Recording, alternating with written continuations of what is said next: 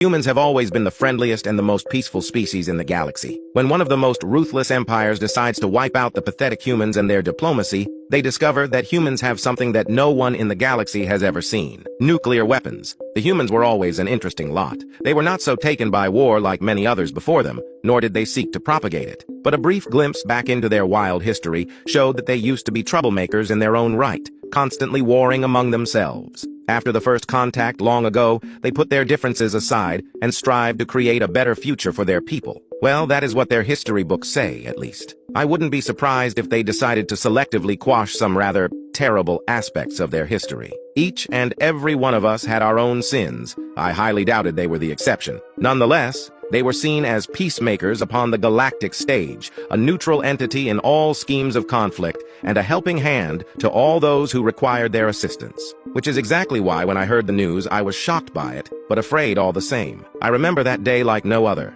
I was relaxing in my office on the 9th day of the week. My ships had recently left to a neighboring system to trade goods, and the aches and pains of my old age did not seem as prevalent as they used to be. Even though I no longer held office, I still kept up with all the political happenings, mainly because it helped me decide what business avenues to take. The door to my office swung open, and in walked my assistant, a rather nervous look cast upon his pale face. His white fur seemed to stand on its end as he walked in, and his two tails swung about wildly as if they were fighting each other for dominance. I had not seen him so shaken in quite some time that I couldn't help but be nervous for the news to come. I feared that my ships had been taken by raiders. But what came next was far worse. "Sir," he said, his voice breaking apart, "another war has broken out. Against us? No, not against us," he said. "I see," I said, wondering why such a thing was a cause for concern. Our race had not been to war for longer than I had been born, and we worked alongside the humans to ensure that no other wars would break out. If they did, we would assist the beaten and downtrodden. While it was inevitable that war would eventually surface from time to time,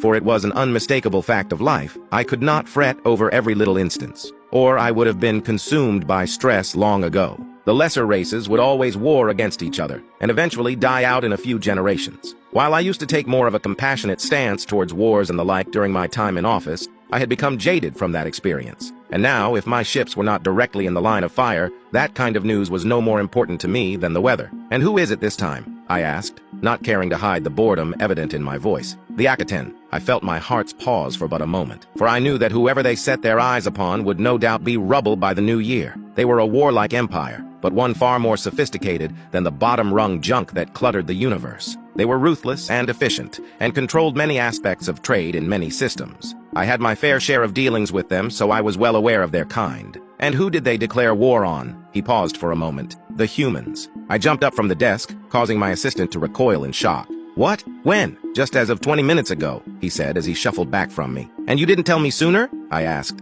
"I could have sent a ship down to at least to rescue some of them. You let this sit for 20 minutes? Even though I did not want to come under the watchful eye of the Akaten, I still couldn't sit idly by as the humans were obliterated. I could not deny I had a fondness for them, and they were rather efficient workers in my business. "Sir, the thing is," he said, "the humans didn't need help." "Against the Akaten? You cannot be serious." "The humans? They had ancient technology, sir," he said. "The Akaten have already surrendered." I felt a cold chill run down the hairs upon my back and ring out through my two tails. I had heard of ancient technology many times in my youth, powerful tools of destruction whose secrets had long since been lost to time. But the very idea of the humans of all people having access to those was something I could not comprehend. "All in the span of 20 minutes?" I said, my breathing ragged. "Just what did they do? What did they have?" "They obliterated the entire Akaten fleet mere minutes after war was declared," he said. "They have what I believe was called the Sun's Dawn." "You've got to be kidding." I slumped back down in my chair, my head spinning from the news.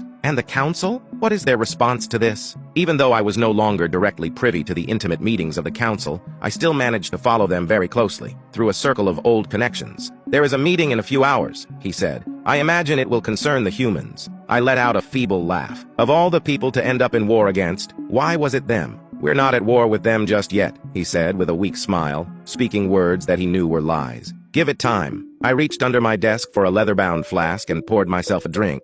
and as that shimmering black liquid poured out of its confines, its familiar aroma filled my nostrils. I felt a sense of calm overwhelm me for but a single moment, but that soon came to be replaced with dread, for I believed there and then that there would be a lot more drinking in the days to come. Not the relaxed kind of drinking where one would kick back in their office after a long day, but the relentless turmoil of psychotic drinking fueled by grief. As my kind were considered the closest allies to humans, we would be involved in the conflict to come in some way or another, and the thought of betraying them did not sit too well with me. There was a part of me which naively hoped that things would not escalate, that the conflict would be resolved without further bloodshed, but ancient technology was something the Council could not overlook, no matter who wielded it. "Should I send an order to recall your ships?" he asked, nervously jittering about on the spot.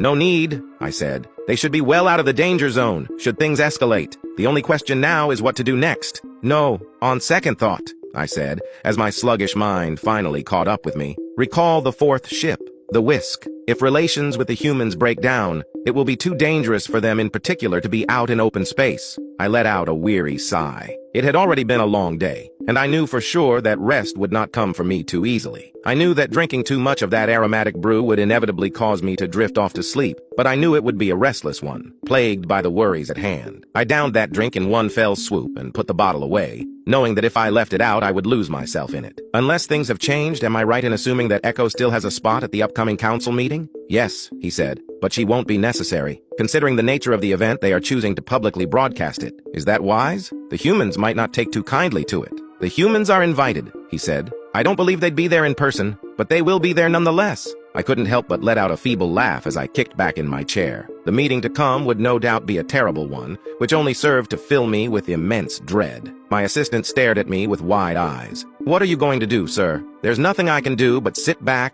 and wait for the worst to come."